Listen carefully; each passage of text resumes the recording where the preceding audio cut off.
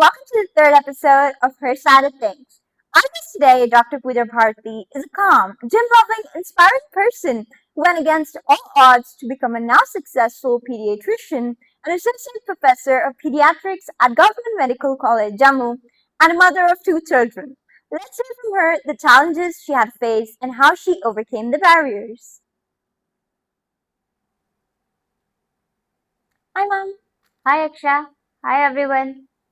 Mom, when we were talking on the side, you mentioned that you are from a place where girls weren't really motivated to study. So, can you please tell us how your educational journey looked like? Yeah, Aksha. As you told that I am from a very small town. There were definitely challenges. The biggest challenges was a limited access to the resources. When I talk about resources, I mean there was limited access to the libraries, laboratories, and although the mentors. And the other biggest challenge for me was the financial constraints and the social expectations. Everyone, as you know, that medicine requires a financial burden, and the society thinks that whether a girl from such a background is able to make it to the medicine. So the doubts were there, some were internal, some were external, but I have to overcome them with my focus and resilience. And the third challenge which I feel that was that the personal sacrifices. As in medical field, you know, there are long study hours, and sometimes you have to miss our family functions, get together, and definitely the emotional toll while we see a very sick patient, critical patient dying in front of our eyes. So overall there were a number of challenges, but as we know, when there are challenges there are the ways to overcome that. And in all these challenges, my parents were the biggest support system for me. Despite being a girl, they motivated me, they supported me to pursue my educational path. Definitely, parental support is really important. But if there were so many societal restrictions, why did you want to pursue a career in medicine? Yes, why I wanted to pursue career. Actually, my this medicine career was a mixture of curiosity, compassion, and to serve the society. So I thought that this is the branch which can combine all these. And when I about this inspiration, there was the inspiration from the local healthcare doctor personnel, which I saw for the very first time. I saw that how a single intervention from a single doctor can change the livelihood of the whole family, which sowed the seed of pursuing medicine for me. Well, that's great. So, were there any role models, like mentors for you? Yes, as you know that without mentors, no one can achieve anything in life. For me, as I told right now, if there was a female doctor there in my healthcare peripheral hospital, which motivated me when I saw her that how she treats her patients and how in the return how these patients respect her. This was very interesting for me that when you serve to the society, in return you get a lot of respect. And in my medical profession, there were some professors who always motivated me to think critically and never settle at easy answers.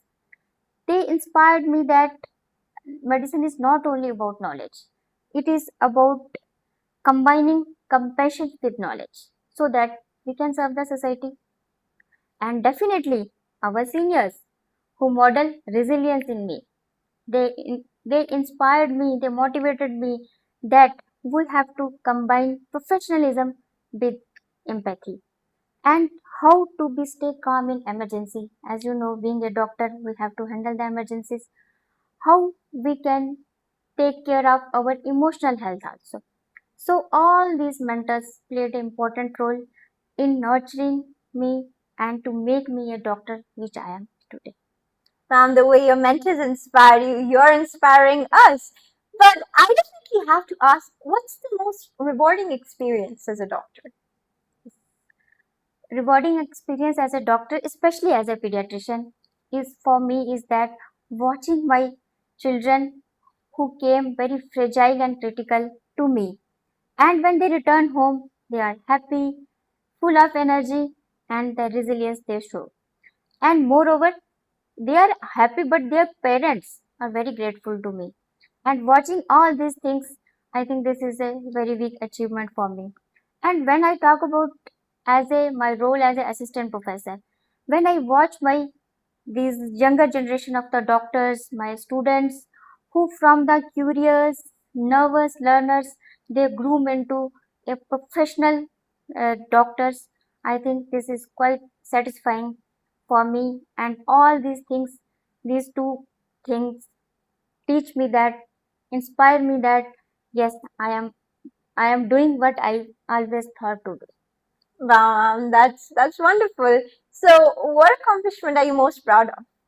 Accomplishments as a pediatrician, as I told, when I see a premature baby thriving well, grateful parents, they happy families, a reassured patient, and when I told I am with them at the time of the difficult diagnosis, I think they are my biggest accomplishment as a pediatrician. But as a professor or a teacher, my biggest accomplishment is my students who have paved all through this journey of the medical profession, and now they are standing as a polished doctors to the society, and they are serving the society.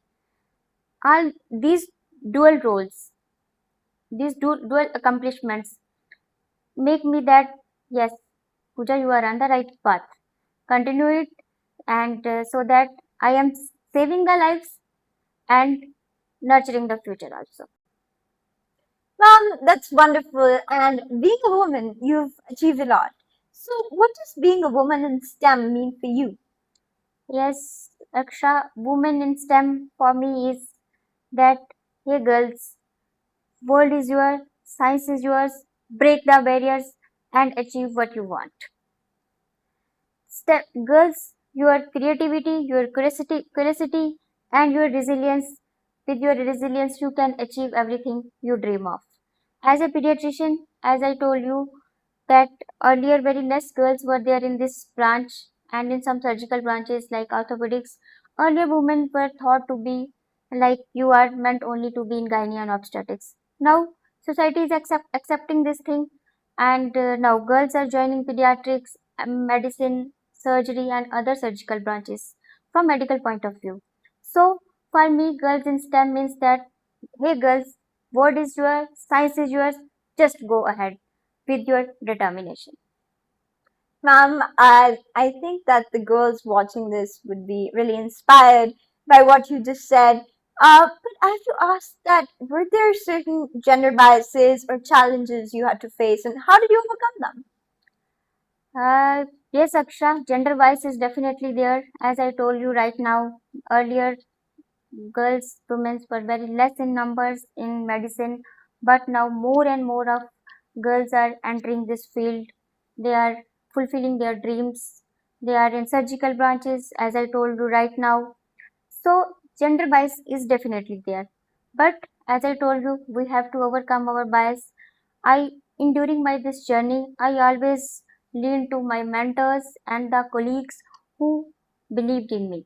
And I always tried my best that my work speak louder than my words so that I can neutralize all those gender bias. That's great. So, how do you think the role of women has changed over the years you've been in this field? Definitely. With the world is evolving, so everything is evolving. Women earlier in medicine was in lesser in number. Historically, there as if we view the history, historically lesser in number. But now more and more are joining medicine. Earlier they were lesser in leadership roles. They were less driven for research and policy making. But now, women are everywhere. They are heading the departments. They are driving the research. Our medical research units are being headed by the women, and moreover, they are uh, involved in the policy making. Earlier, the question was whether a woman is able to make it in medicine, but now the discussion has been changed from how we can ensure that a woman can thrive and drive well in medicine. I believe that being a part of a field is one thing, but being in leadership roles, that's the most important. Don't you agree? Yes, that's why the women are having this leadership roles in medicine also. As I told you, they are heading the departments. So, ma'am, what does a day in your life look like? Day in my life, as I told you, I am a mother. I'm a practicing pediatrician and a associate professor. So my day starts early before the sun rises. Early, my whole time is devoted to my family, to my kids, making them ready for the school, and then some time for myself also. And when I am in the hospital, my the whole focus shifts towards my patient, whether it is diagnosing a patient, treating a patient, or sometimes it is simple reassurance for the parents. And when I am a teacher, my whole focus is to encourage curiosity in my young learners so that they can evolve from these nervous learners to the professionals.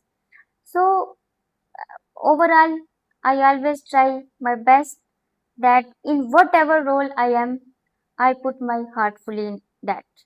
And although there are too many roles, but each role helps me to make my other role more meaningful.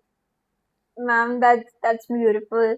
So, as you mentioned that you're a mother of two children, so how do you balance your professional responsibilities and your personal life at the same time? Balance is the law of nature. We have to Yes. balance the things. Yes, for me, balancing all the three roles is there are two keys for me. That is prioritization and boundaries. Mhm. I always try in whatever role I am in, I give my full to that. Whether it is treating a patient, guiding my students, or sometimes even bedtime stories for my kids. Or learning they are playing with them, I always give my full heart. I never aim for perfection. My aim is only to be present there and listen what the other is saying. And to balance all the three roles, I have the support system, my spouse, my colleagues, and my society also. Because without we are in a society, and whenever there is overlap of responsibilities, they all came for my desk. Ma'am, I think that's a message that all the young girls watching this needed to hear that being a woman in STEM does not mean that the other things in your life are not important or that you have to sacrifice the other things in your life. So, on that note, what are fields other than medicines girls can pursue? Yes, medicine is not only there. There are limitless things for girls, but for that they must have the curiosity, creativity, and determination. If you have these three things, girls, then the world is yours. You can achieve anything you dream of.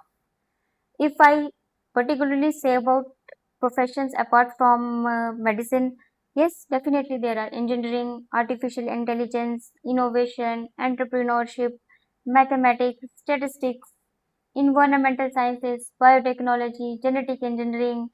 There are limitless options. But the only thing is dream for it and strive to and your determination to achieve it. That is the two key roles. And if girls you really want to achieve it, this dream and then go. That's so true, ma'am. So, is there any advice you'd like to give to my viewers about the scholarships or benefits for girls? Uh, well, talking about the scholarships or the schemes, medical profession, as I told you earlier, is has a lot of financial burdens. So there are limited options, but still there are, like we have AICET. It provides assistance from the Prime Minister fund for both technical and non-technical education after the class 12th, based upon your scores in the your marks you obtained in class 12th. And apart from this, we have this Adobe scholarships, these scholarships from the Department of Biotechnology. And apart from this, there are some coachings to if you want to pursue technical education, you have to their Dakshina is some coaching especially for the people from these kids, girls from the underprivileged society. And there is Department of Social Welfare who arrange scholarships for and higher education. If girls want to pursue them, then they can opt for all these options. Well, Mom, that was a lot of great information, but let's lighten the mood a little bit. So, a rapid fire session. I'll ask you a few questions and you just need to answer in a word or two. Sure. Let's start. Are you an early bird or a night owl? Night owl, Uh, do you like to work out or sleep? workout. One talent you want to share with us? I'm a good chef. And your favorite junk food? Dosa, One skill, professional or personal, that you wish you had? genetic engineer. Well, Mom, that was really fun. And at the end, I would like to ask you for a message that you'd like to give to the next generation of girls in STEM. For next generation in STEM, I want to say that, hey girls, science belongs to you. Science, technology, engineering, and mathematics are not driven by genders. They are driven by your curiosity, your enthusiasm, and your determination. Wherever you are, if you are determined, you can achieve anything. No doubt there will be gender bias, there will be challenges, but remember one thing, every challenge you overcome will become a bridge for the next generation. Whether it is new treatment, whether some coding breakthrough or teaching. Remember one thing, your voice matters a lot. You not only have to pave through the path which has been created by the women earlier in STEM, but you have to carve your own path. And remember one thing, science is yours, it belongs to you, and with your determination and hard work, you can achieve anything. Thank you so much, ma'am. That was really inspiring, and I'm sure that your story has definitely encouraged the young girls watching this. And thank you so much for joining us today. To my viewers, thank you so much for watching. Do like, share, and subscribe for more. Thank you. Thank you.